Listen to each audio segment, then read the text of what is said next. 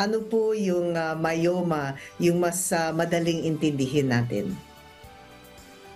Okay, ang myoma po ay mga bukol na hindi cancerous, mga benign growths po na galing po sa smooth muscle ng matres. So, dahil po ang origin niya ay sa smooth muscle ng matres, masasabi natin na solid na mga bukol ito. Kaya po kapag ito ay medyo lumalaki na, ang isang babae pwede niya hong makapa ito sa kanya pong abdomen kasi isa sa sintomas nito ay pwedeng lumalaki yung bewang niya o yung mga hindi naman buntis, nagmumukhang buntis because of this. So, hindi ho ito cancerous, kagaya ng sabi ko, benign ito. Pero kagaya ng sabi nyo, being a woman, pasakit po pag nagkakaroon ng mga ganitong klaseng bukol sa ating pong reproductive tract. Ano naman po ang main cause ng myoma?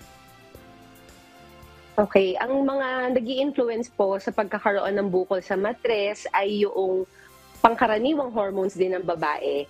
Ito po yung estrogen and progesterone. Although lahat po tayo ay meron nito, may mga babae po kasi na mas mataas yung levels ng kanilang estrogen and progesterone. Kaya sila ho yung nagkakaroon ng mga growths na tinatawag yung mga fibroids originating from the smooth muscle nga po ng matres. So yun po basically ang pinaka-reason for having a myoma.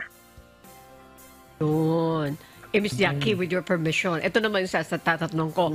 You made mention a while ago na kapag malaki yung, yung tiyan, ano pa ang mga dagdag na signs, na ang isang babae ay nako, talaga naman, positive ka, may myoma ka. Dr. Cheryl?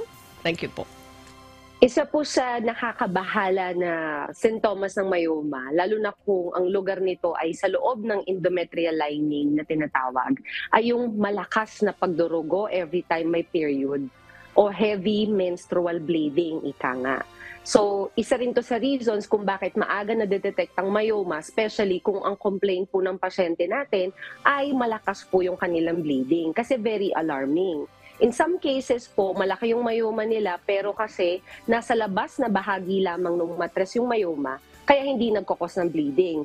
Bagkus, it causes pressure symptoms. Kasi ang tendency po ng ibang myoma, malaki po talaga yung growth niya at mabilis.